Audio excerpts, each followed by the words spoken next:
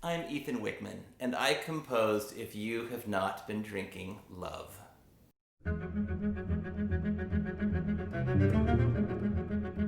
The poem was written by an American poet named Daniel Ladinsky. Ladinsky is known for his interest in mystical poetry and has written interpretations of works by Hafiz, Rumi, and others.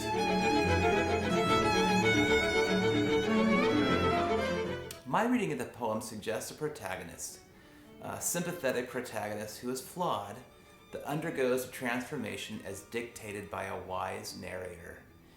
The image at the beginning is of someone in the early throes of romantic love, someone who feels the need for constant intoxication and pleasures of that love, and the sense of defeat that ensues when those needs are ignored or unmet. However, like all good protagonists, our hero evolves, or at least learns how to evolve, as taught by the narrator. The narrator comes to describe a God who wants to help, to bring true relief. The final lesson is that true sanity in love is not in the receiving, but in selflessness, in giving.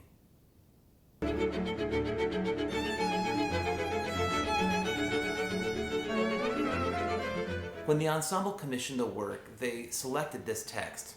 Right away I enjoyed the imagery, but struggled initially with a way to get the syllabic organization to adhere to some of the musical phrase structures I was envisioning. This is a problem all composers of art song have to deal with when a poem lacks certain metric organization and reads like prose. In cases like these, the composer has to take some liberties by imposing a kind of structure that will work with the musical discourse and its need for repetition and development. I always start by reading the poem several times, underlining important words, making note of accents and syllabification. I then look for the emotional journey, places where musical textures will change and mature. I then will often improvise short harmonic and melodic gestures. I need to create the sonic, sound, and emotional world of the poem. Then I set the text melodically, sketching a skeleton of the harmony and other voices. These act as a scaffolding that is later filled in with additional musical detail.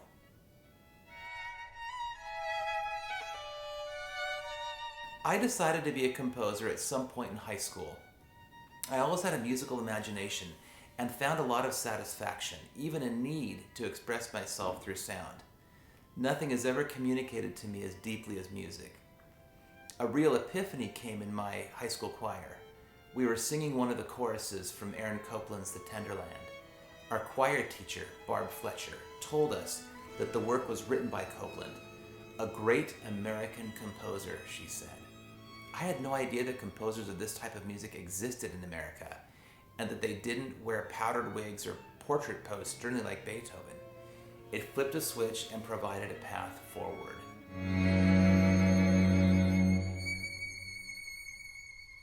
It's been a tough time to be away from friends and extended family. We have been fortunate to live for a few months in my in-laws' vacant condo in Moab, Utah, just a few miles from Arches National Park. Looking outside at the red rock cliffs that spill into the Colorado River has been healing on a daily basis. I was fortunate to have two big musical projects to work on, one of them being this commission.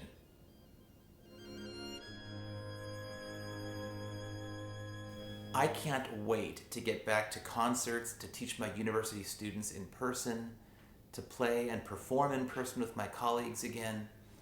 I also really, really want to eat a restaurant meal out of something other than styrofoam. Thanks for watching. I hope you can catch the premiere from the most comfortable computer terminal nearest you.